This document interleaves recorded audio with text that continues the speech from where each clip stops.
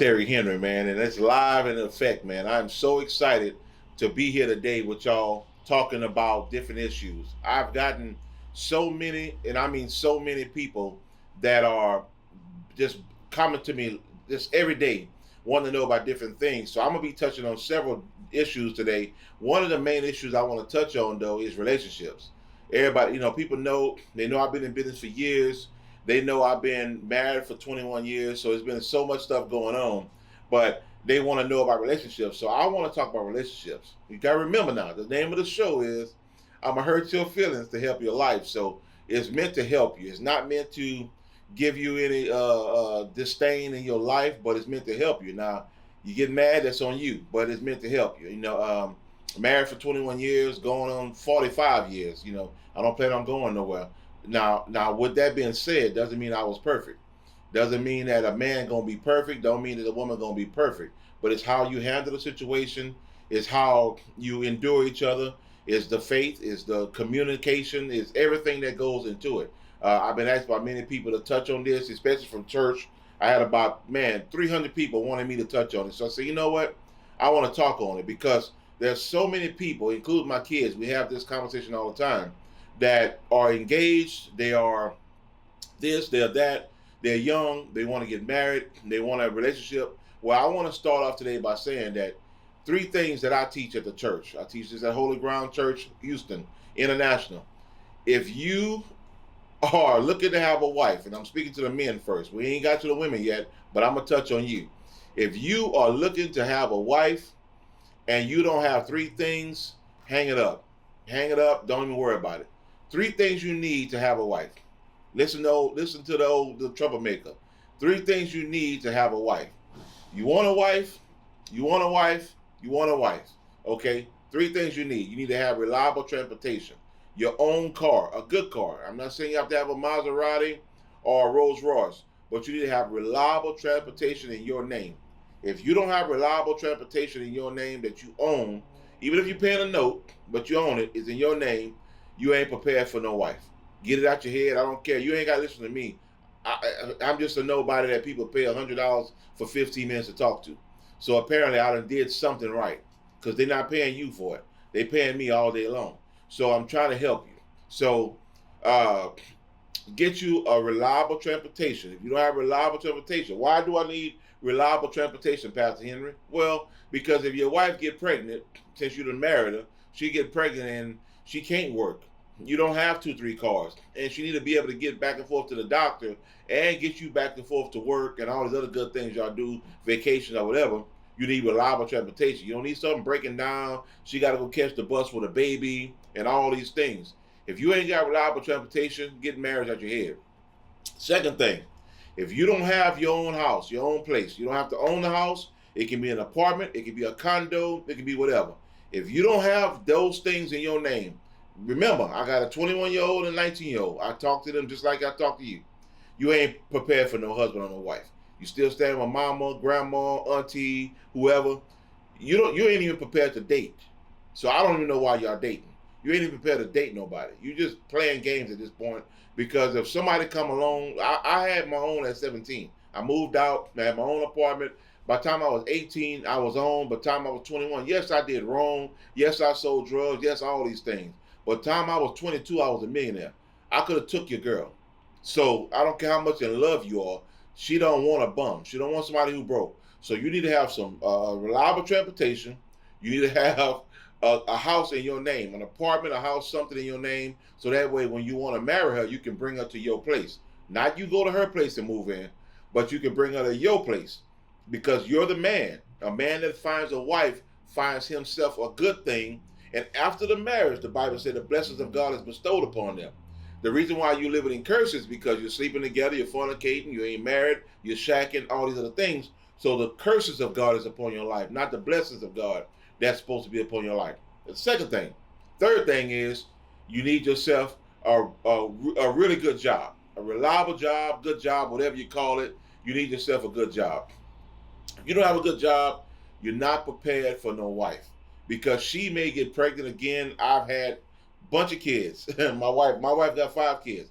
I've had kids, and sometimes they were some really tough pregnancies Well, she could not work.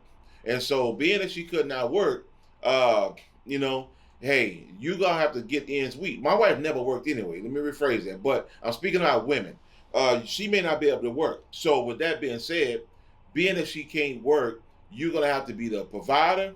You gonna have to pay the bills. You got to make sure she got food. You gonna have to make sure she get, back and forth to the doctor visits while you go to work.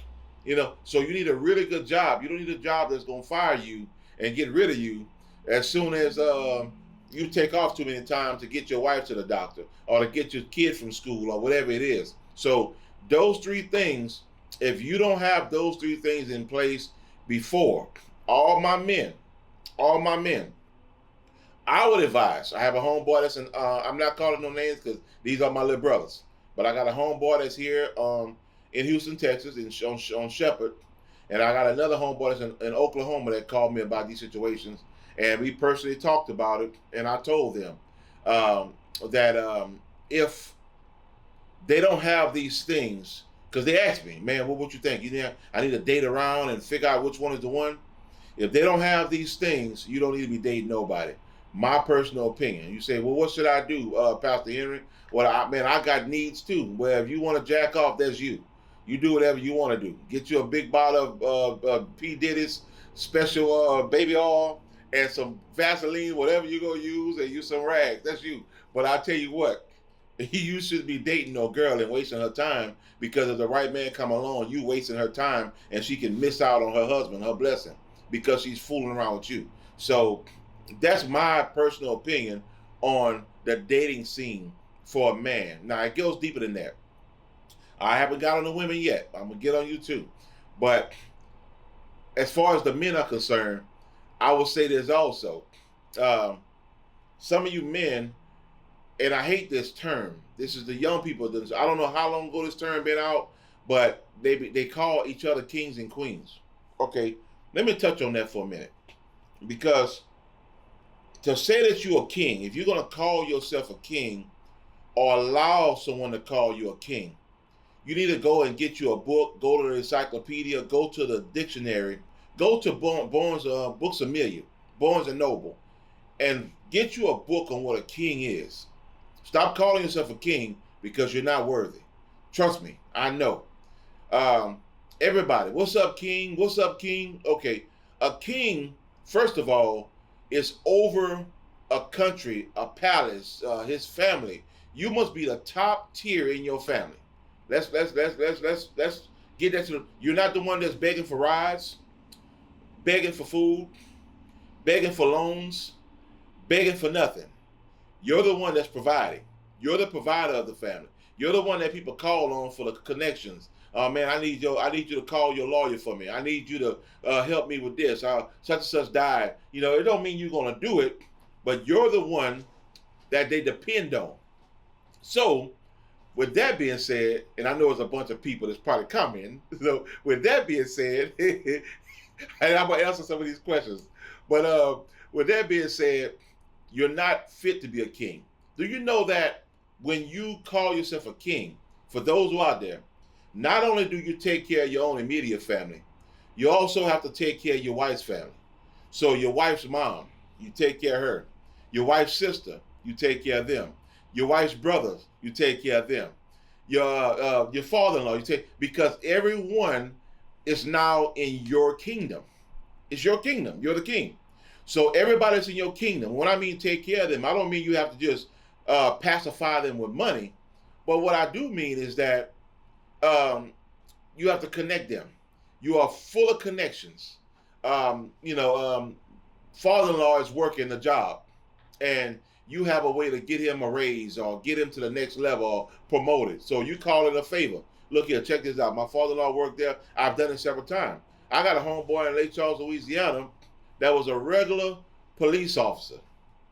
He had a problem with his car. They had given him a raggedy car. Called in a favor to somebody I know. He had a brand new car by the next day. Okay, and this is a homeboy. Called in a couple more favors later. About a year later, he became sergeant. Now he's lieutenant. It's all about benefiting the kingdom. My brothers, my sisters, everybody is going to be well protected and provided for It doesn't mean they have to be under my roof, but as a king, you call yourself, you're providing, you're making provisions for everybody that's in your kingdom, everybody that's a part of your community, everybody that's in your network. You're making provisions. I met these guys in Atlanta. I'm gonna get back to this king thing. I'm gonna get to the queen. I was in Atlanta, and there was these 10 guys. I tried to get in their little network, but they wouldn't let me get in their network.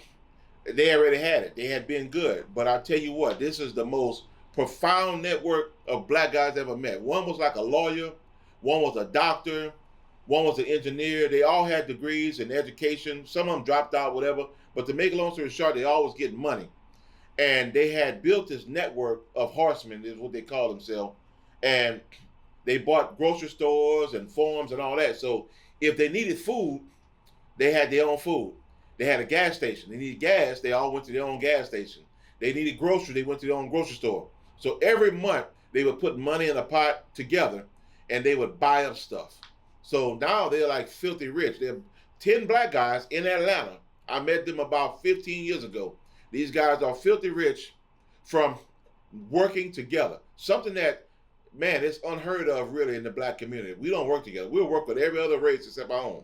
So with that being said, once we learn how to work together and network, especially within your own community, the Chinese people will stay in a building that they are renting or own, whatever. They will live in the backside of that building while they're running their business, while everybody is getting their businesses together and getting things together.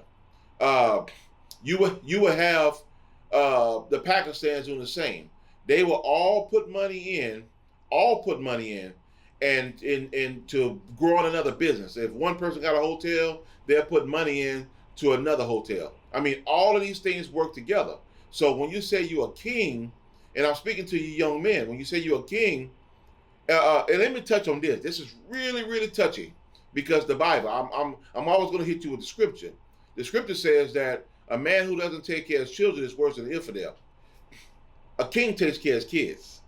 So if you're not taking care of your children, if your lifestyle is like this, you wearing your gold, your jewelry, your diamonds, and you riding your nice cars and all these things, and your lifestyle don't equal out to what your kids look like, you're a fool. Stop praying, stop going to church, stop pretending you ain't got nothing going for yourself, because your lifestyle have to pattern your children. My children have more than me, not just in monetary things, but they're also set up to where when I die, they live on.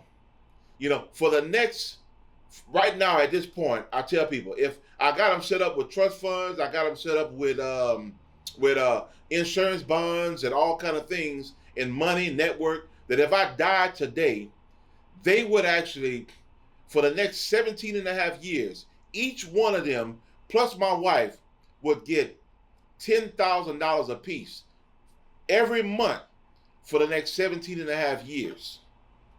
$10,000 a piece, each child and my wife, every month for the next 17 and a half years as of now. Now, as I grow, my goal is to be like Rockefeller. As I grow, I want to be able to say for the next 40 years after I'm dead that the money will be distributed. It may be $20,000 a month for the next 17 or next 30 years or 40 years, whatever.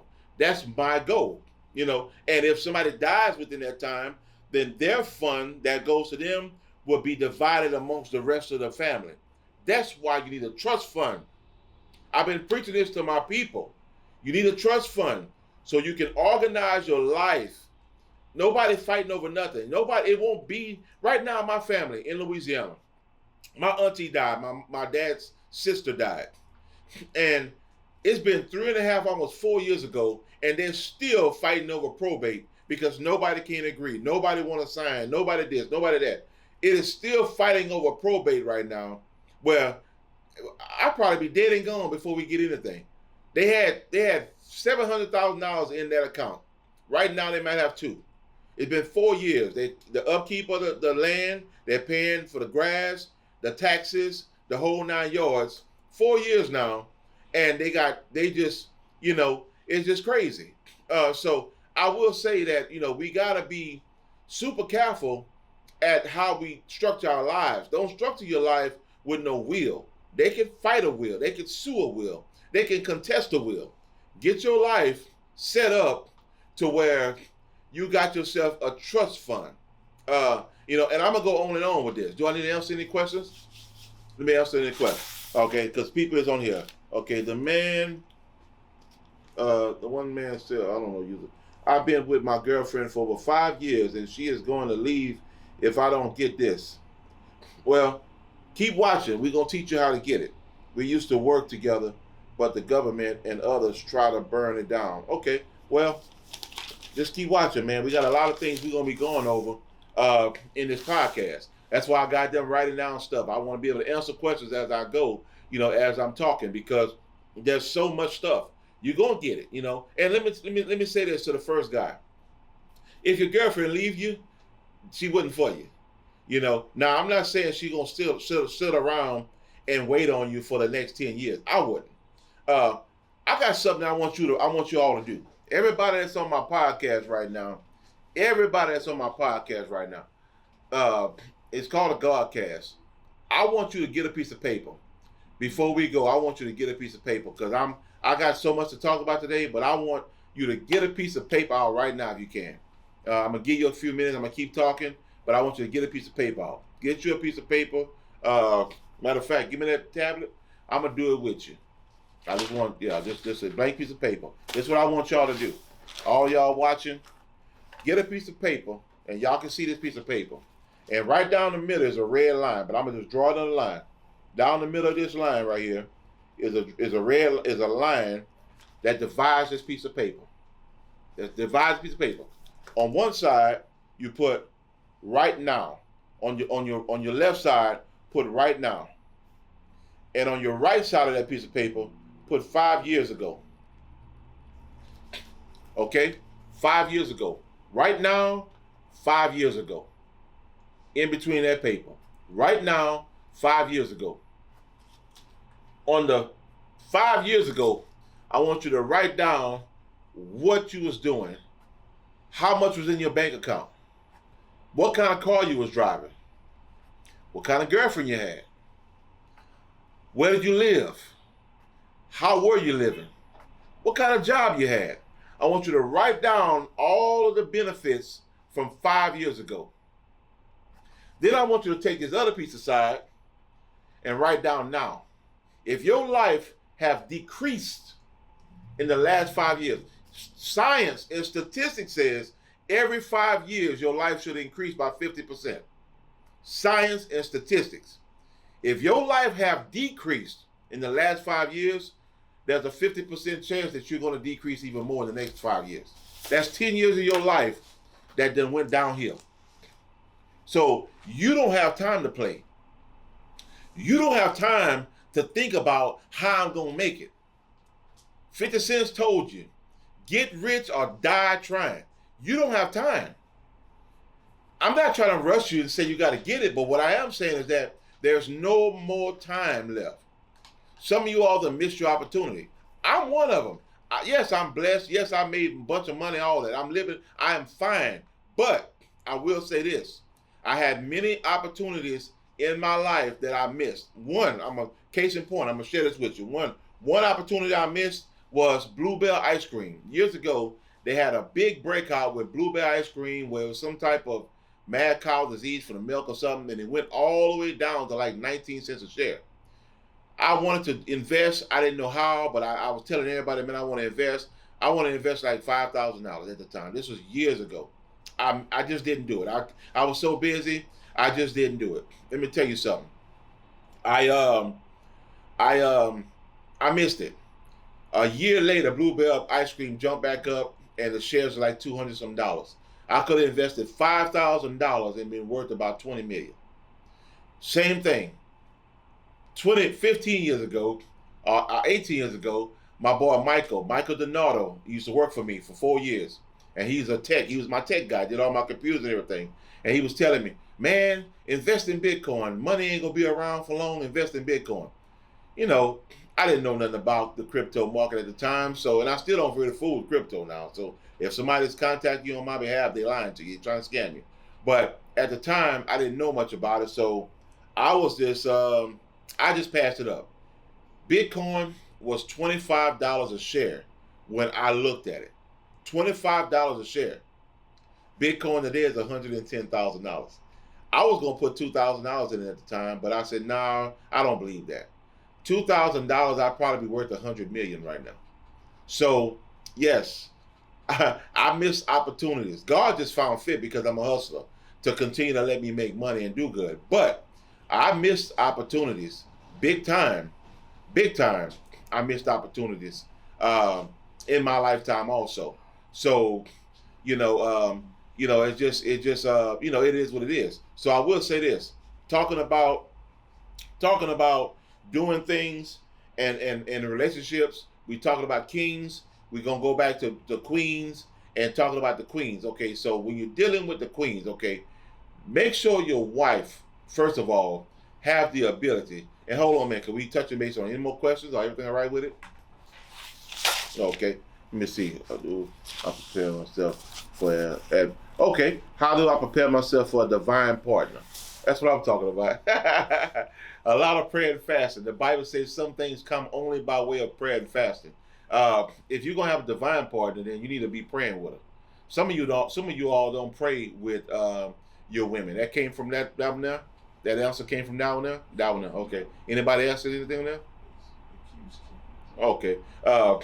Anyway, so because I'm answering this stuff live on our podcast. So a divine partner, man.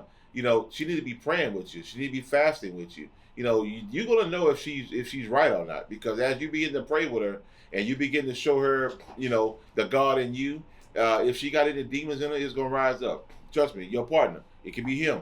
It's gonna rise up. If there's any spirits in them, it's gonna rise up. It's gonna come out the ashes and it's gonna reveal itself to you. So, because prayer is gonna be the reveal of all things. So, so we're gonna talk about this thing here. You gotta be prepared. I talk to you young men. Now let me talk about these women.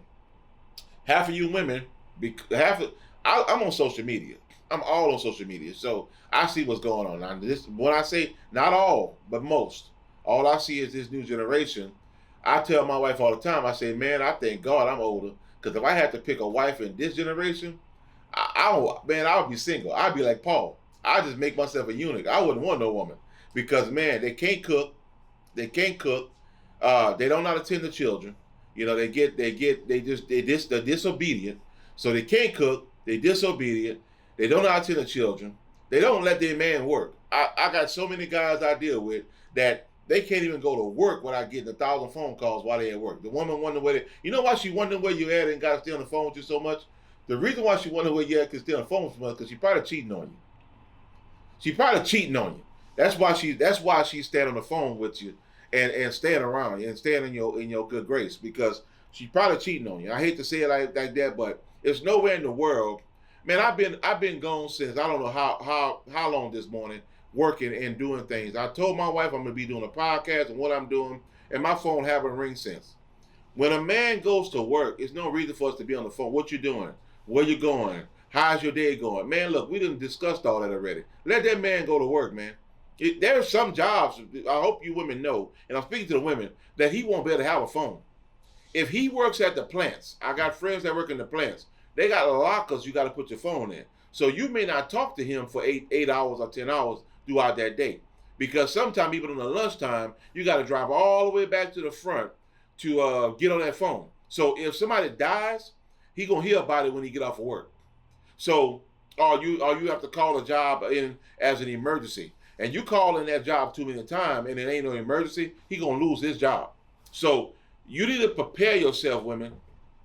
First of all, get around your grandmas. The problem that I see is a lot of grandmas now is my age. A lot of grandmas, it's a sad thing, because these grandmas don't want to be grandmas. They don't even want to be called grandma. I love my grandma to death. She passed away. I wish she was here, but she was grandma. Now grandma want to be Gigi, Lil G, Nana. Grandma don't want to be called grandma no more. And y'all know good and well we call our grandma, or big mama, or Medea, or whatever. But they don't want to be grandma. Grandma want to be your auntie. Grandma is outside with the grandkids. So we got to get to the point now where when you're looking for a wife, men, start looking at their family. Look at their mothers. Look at their grandmothers. Look at their aunties, and you're gonna tell who the woman is because you're a product of your environment. I was selling drugs and gang banging and everything because of what I was around. I grew up in that. Why do women cheat emotionally when men can't provide? Man, that's a whole other story. I will get on that. That's a serious one. You got to remember something. Society as a whole is teaching the generation now that everybody has to have the bag. Man, I'm around a lot of these YouTubers and Facebook guys. Since I done got 600,000 followers, like my name is going up. I'm supposed to be on Matt Cox show next month. Like they are starting to reach out to me now. I'm starting to be around a lot of these people. And I'm realizing something. A lot of these people, and I could call 1,000 names, I'm just not going to. I said his name because I'm gonna be on his show and I like his show. He don't operate like that. But a lot of these other people that I've been around, that if I call their name, y'all personally would know. Because some of them is right here in this city of Houston, and they're all over. Atlanta, I done been to their houses, I done been around them. They don't live like they're telling you. They don't have no money. They're saying that they're real estate investors and don't own any real estate. They don't have no wives. They don't have no family. These people are lonely. They are scammers. They are liars. They are lonely. They are miserable. So they have to make money and keep people around them that they're paying to live a certain lifestyle, that they're paying their girlfriends, they're tricking, all kind of things. They're in the strip clubs. Man, I wouldn't be found dead in the strip club. So all these things are, the emotion come in because society, the internet is selling them a wet dream. Everywhere you look, a wet dream. Everybody got money. These people ain't got no money. That's why I do my life like I do it. I do it in 3D, in real, 4K. You see my houses, you see my cars, my stuff got my name on it. And it's constantly, I'm putting it out there to show you that my offices, everything, that we actually working. When we going out saying we baptizing people, we're baptizing them for real. We're working in the community and we're doing what we got to do. So I want to say that they are cheating emotionally because the society tells them what kind of man they need. They don't understand that the trash man could make $80,000 a year and he can love you the same way. But everybody want a 6-figure man, 7-figure man. And let me tell you the truth, women. I love you. I love you to death. You can hate me for what I'm about to say. I've been making 7 figures a long time. Okay? You can Google my story, look at my story, you'll see. I've been making 7 figures a year over 20 years now. Okay? We don't want no woman with no kids. I didn't marry a wife with kids. I'm not against you with kids. I love the kids. I love your kids. But we're talking about a family unit and marrying. You may find a few occasionally, but we do not want no woman with no children. So I forbid it to marry a woman with kids. I had girlfriends galore. Some of them had kids, some of them didn't. But when it came time to get married, I wouldn't marry no woman with no kids. I got homeboys that have a lot of money. They're not marrying no woman with no kids. Most of them have wives already, but the ones who don't have wives go for the younger women. Now, this is a 45-year-old man looking for a 21-year-old woman. All the women are mad, but he's going there because he don't want a woman with kids. It ain't that he just like a younger woman and she's better than the older women. No, he just want one that he can, as they say, train up, mold, whatever, have a family, whatever. Now, will she stay with him and be loyal?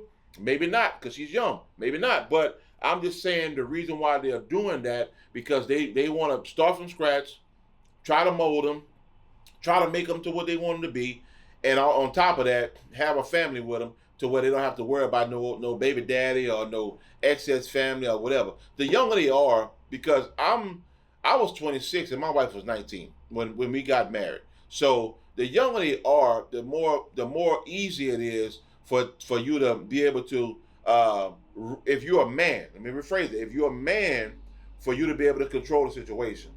The older they get, they've been through life. They've been through some things. So they're not as easy in understanding and submissive.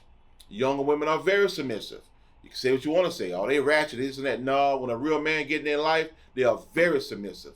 They submit. I've had several young women before my wife, and they are very submissive. It's when a man is being a man. If he's taking care of his responsibilities, taking care of this woman. She's wanting for nothing.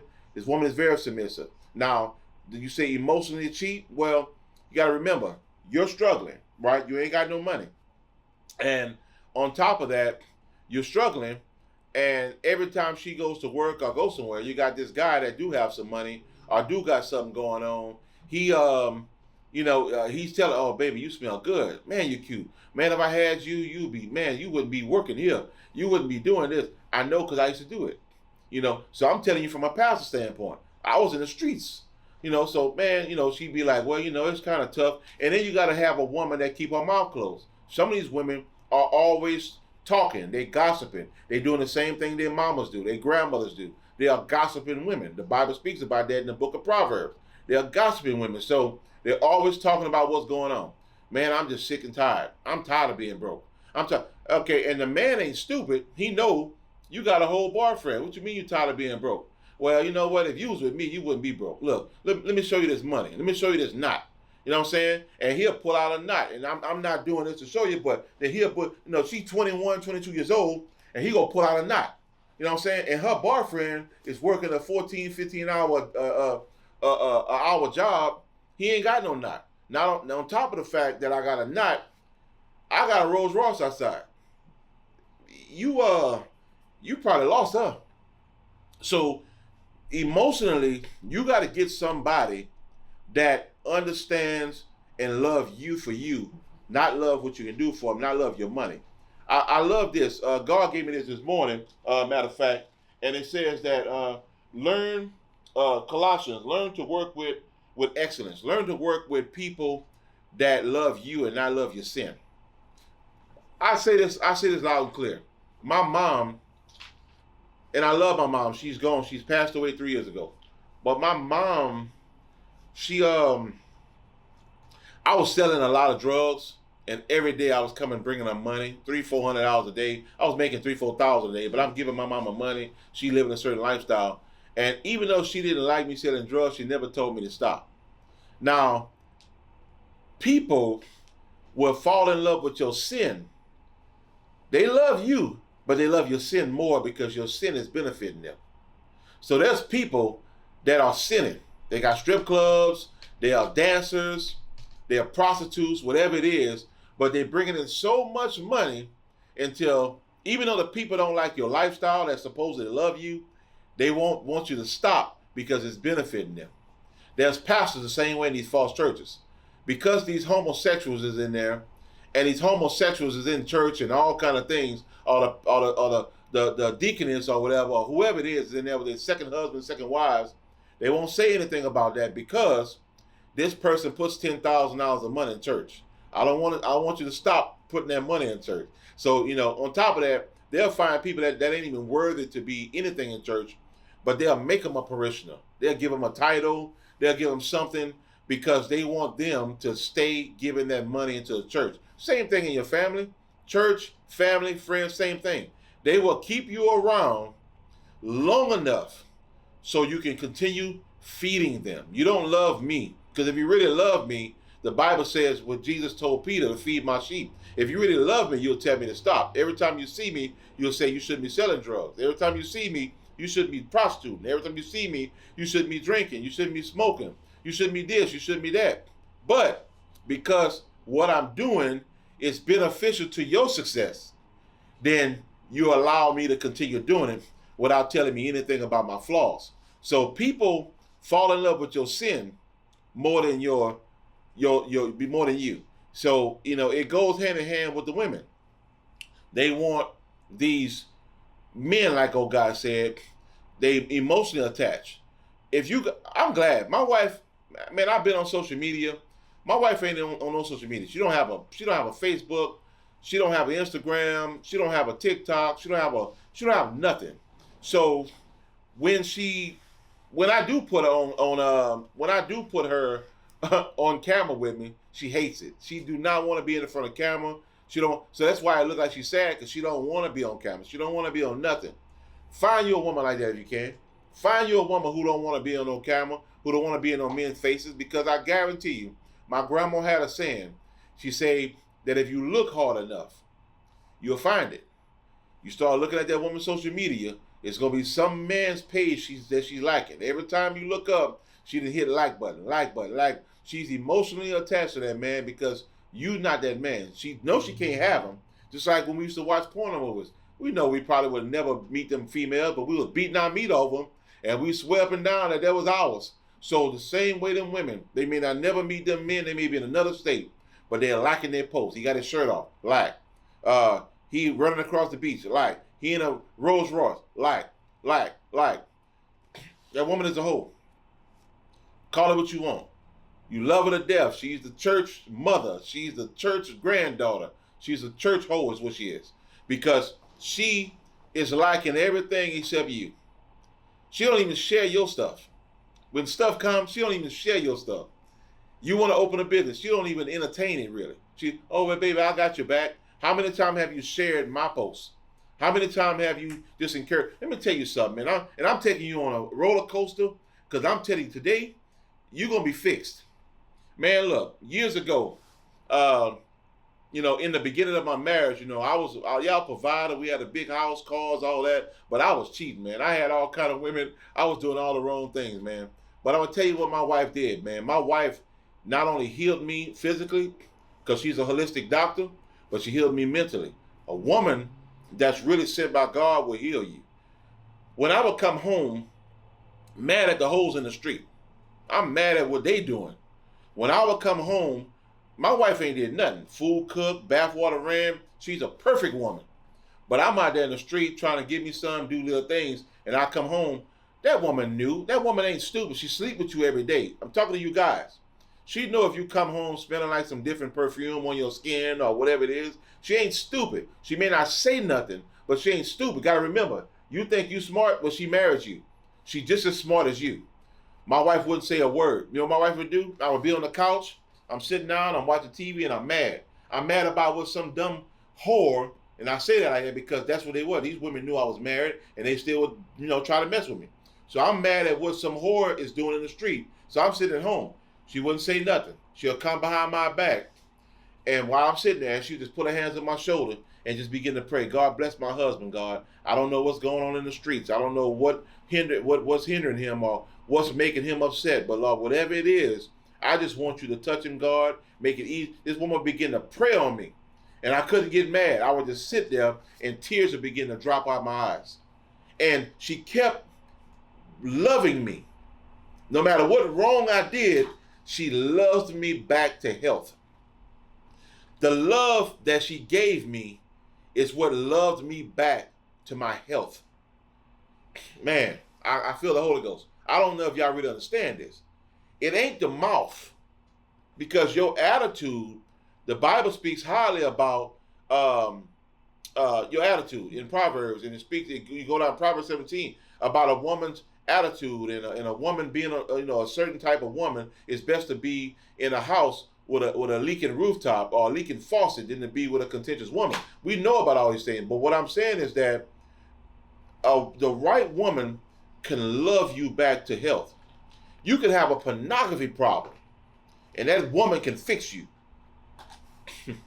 I don't know if you understand. I'm preaching right now. That woman can fix your life through her love. The Bible says that love conquers a multitude of sins. So because of all the sins in your life, all she got to do is love you. Not run her mouth, not holler at you, not fuss with you, not pick at you, not want to fight you and all these other things. Just loving you will fix you. So a lot of things she did by loving me changed my whole entire existence to what I am today.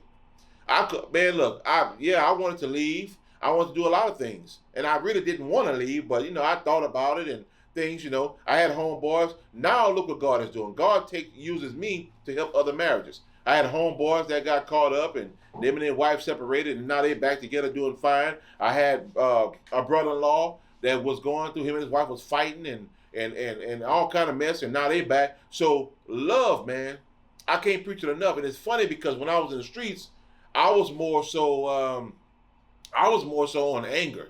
Like I thrived on anger. People would say, would you rather people love you or be scared of you? I want them to be scared of me because I didn't know no better. But now that I'm in God, I want you to love me, because love will do things for you for free. Love will do things for you out of sincerity. Love will do things for you that hatred and fearfulness won't do. So I would rather that woman love me back to my health. Love me back to everything I got to do, and everything. Women in the first teacher of the men, meaning in your children, decide with knowledge and wisdom. Women are not the first teacher of the men. I've been hearing that for years. That's a lie. God is the first teacher of the man. God is the first teacher of all. God was teaching Adam before a woman was even in existence. So I hate when people try to make the woman the God, or they try to make woman as she's a flawed individual just like I am. Woman and man, the Bible says we were shaped in sin. We were born in sin, shaped in iniquity. God is the only unflawed individual. The teachings of a woman to a man, or to a woman, it doesn't matter. God has to get in the man to teach the man. My wife didn't have a mom. My wife's mom died at 4. My wife was raised by her father. So she grew up taking care of a man. She grew up knowing what it's like to take care of a father. So that's why she's the way she is with me. She had to love her father and his flaws. She had to love her father with all the other things he was doing. So I think personally that, when you're dealing with situations, you have to realize that God is in control of everything. Don't worry about mom, dad, if the woman is this and the man. No, God is in control of everything, because that's the way it needs to be. And then once God gets in control, then the man is the head of the household. That's what the scripture says. After the man is the head of the household, then the woman is the head. The woman is the head of the children. After the woman is the head of the children, then then it's such and such, so on, so on. The grandkids, whatever. But what y'all don't realize, and I'm trying to explain this to y'all, is that make sure the man is the head of the house, and men, make sure you can be the head of the house. The reason why the woman have to take the lead is because you're not leading. You're not leading anything. So that's why she have to take the lead. So I would just say this for you all podcast. Tune in to our next segment, man. We got a lot to talk about. Tune into the next segment, man. It's going to be live at 5. This is our first podcast, so I want to touch on some stuff. So it's going to be live at 5, man. Get with us, man. We love you. Your feelings to help your life.